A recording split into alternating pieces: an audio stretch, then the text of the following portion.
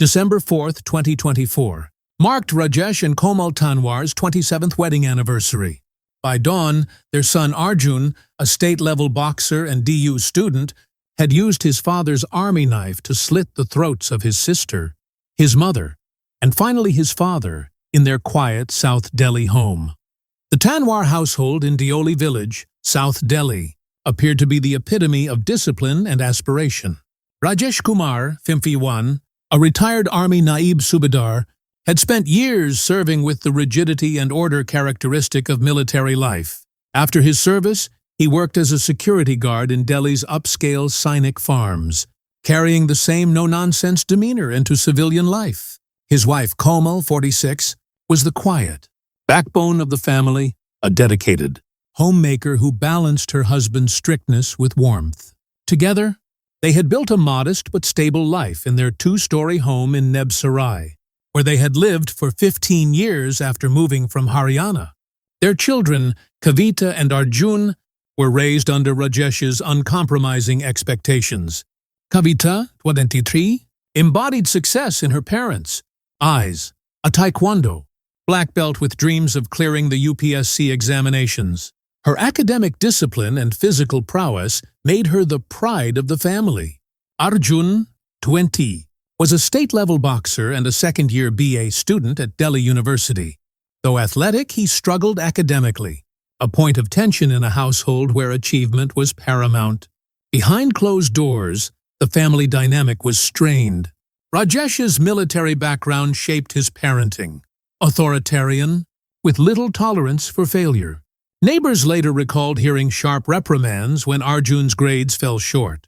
Public scoldings were common, and on one occasion, Rajesh had beaten Arjun for poor exam results. Kavita, meanwhile, became an inadvertent rival in her brother's eyes. Her academic consistency and UPSC ambitions positioned her as the favored child, a perception that festered in Arjun. Financial pressures added to the tension.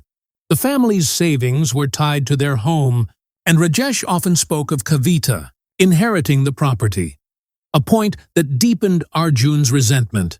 His relationship with his parents grew more strained when they disapproved of his girlfriend, citing her social background as unsuitable. These conflicts simmered beneath the surface, masked by the family's outward image of discipline and respectability.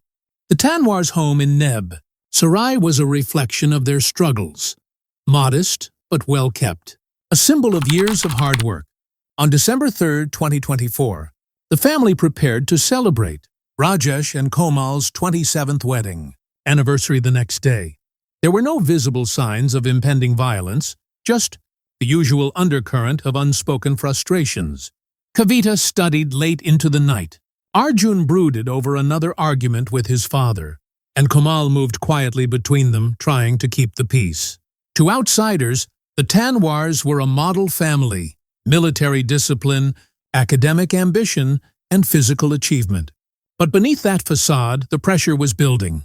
Rajesh's rigid expectations, Arjun's simmering anger, and Kavita's unintentional role as the golden child created a volatile mix. The house in Neb Sarai, with its neatly kept rooms and silent tensions, was a pressure cooker waiting to explode. By dawn on December 4, 2024, the pressure would erupt in unimaginable violence. But in these final hours, the Tanoir family remained, to the outside world, exactly what they had always appeared to be: hard-working, disciplined, and ordinary. The brutal events of December 4, 2024, began in the pre-dawn darkness of the Tanoir household in Neb Sarai. At approximately 4:01 a.m., while the neighborhood slept, 20-year-old Arjun Tanwar retrieved his father's kukri, a curved Gurkha knife that symbolized Rajesh's military service. The weapon's razor-sharp edge would become the instrument of a carefully planned triple homicide. Arjun first entered his sister Kavita's bedroom. The 23-year-old taekwondo black belt lay asleep, unaware of her brother's approach. In one swift motion, Arjun slit her throat with surgical precision, ensuring immediate incapacitation. Forensic analysis would later show the cut severed both carotid arteries and the trachea, causing rapid blood loss and death within minutes. The absence of defensive wounds indicated Kavita never awoke during the attack. Next, Arjun moved to his parents' bedroom where 51-year-old Rajesh Kumar slept. The retired Army Nayab Subedar, accustomed to military alertness, had no chance to react before his son delivered a fatal slash across his neck. The angle and depth of the wound suggested Arjun had studied human anatomy. The blade penetrated exactly between the second and third cervical vertebrae, severing the spinal cord. Blood spatter patterns showed Rajesh collapsed face down onto the bed, his military career ending in the most intimate betrayal. The final victim was 46-year-old Komal, found in the family washroom. Unlike the other killings executed in bedrooms, this attack occurred while she was upright, preparing for the day. Blood trails indicated she had turned toward her attacker before receiving the fatal wound.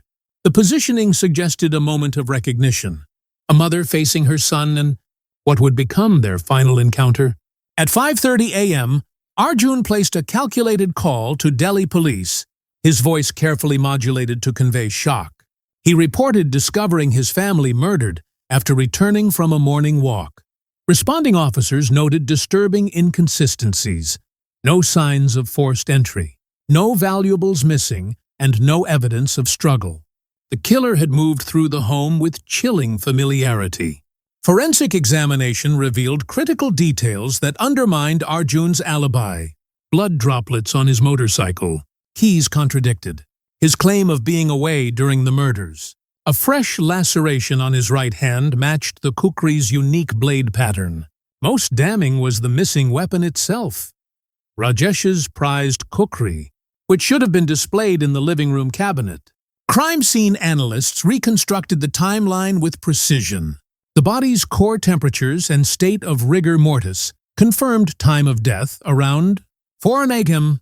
Blood coagulation. Patterns showed Kavita died first, followed by Rajesh approximately 10 minutes later, with Komal's murder occurring about 20 minutes after that.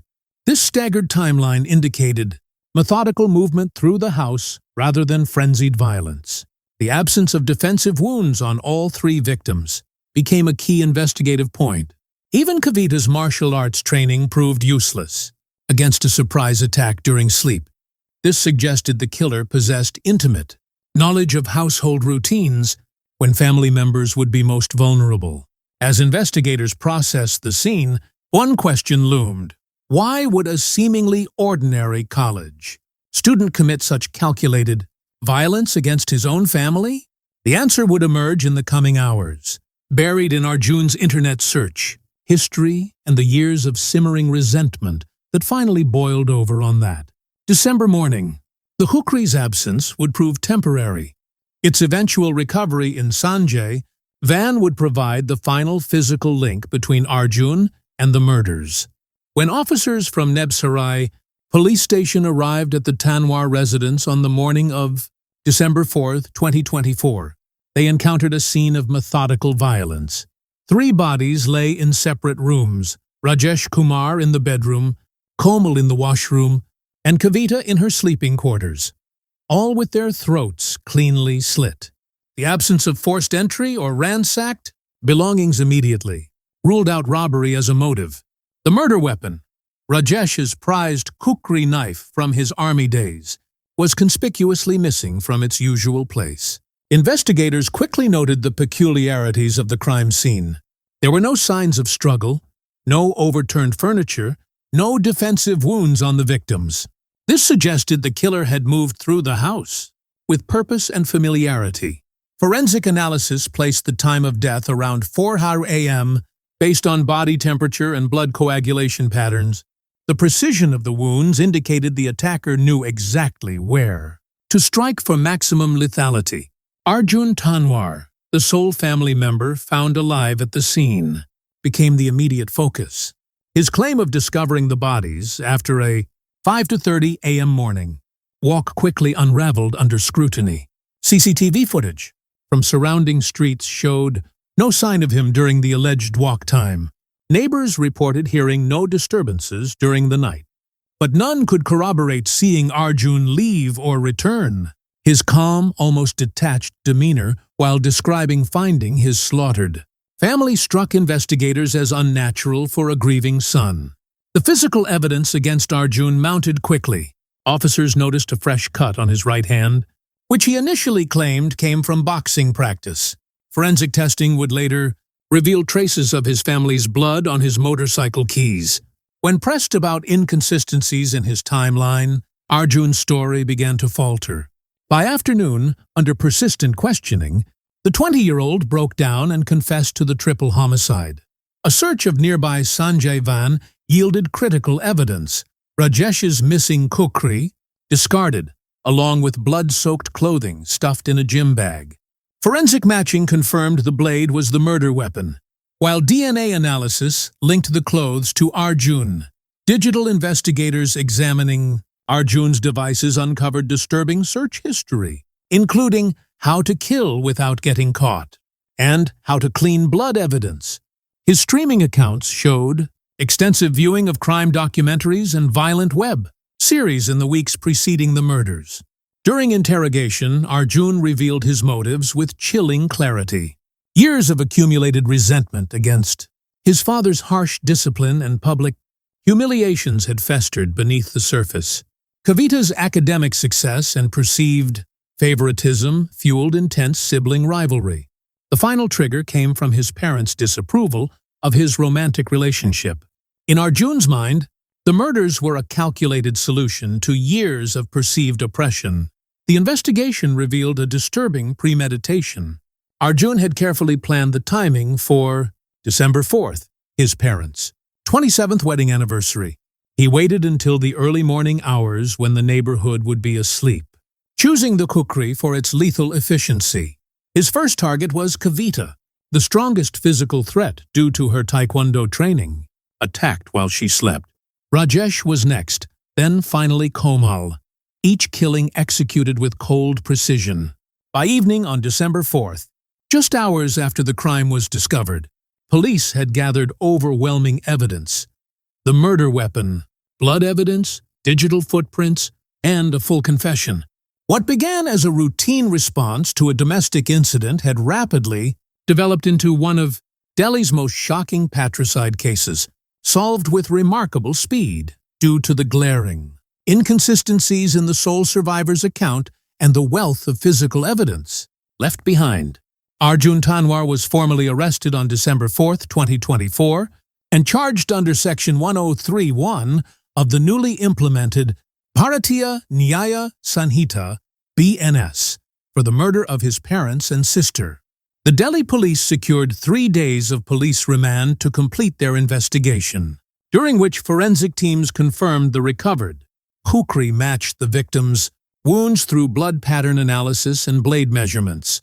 Arjun's blood-stained clothes, discovered in Sanjay van, underwent DNA testing that conclusively linked them to the crime scene. The prosecution's case relied on 3 pillars of evidence: Arjun's detailed confession, the forensic match of the kukri and clothing, and digital records showing his pre-crime internet searches about murder techniques. Legal experts noted the confession's admissibility under BNS provisions, as it was recorded following proper procedure with legal representation present. The defense team, while not contesting the basic facts, indicated they would explore Arjun's mental state at the time of the murders. Though no psychiatric evaluation had been conducted by year's end, public reaction to the case revealed deep societal divisions. Online forums and social media platforms saw heated debates between those demanding maximum punishment and others questioning whether extreme academic pressure and rigid parenting had contributed to the tragedy. Hashtags like Delhi triple murder and Tanoir case trended for days, with some users drawing parallels to other cases of familial violence among high-achieving families. Mainstream media coverage amplified these discussions. India Today ran a special report examining the pressures faced by Delhi university students, while The Hindu published an editorial about the militarization of domestic discipline. Crime journalists noted the unusual brutality of a patricide committed with a ceremonial army knife, adding symbolic weight to the case.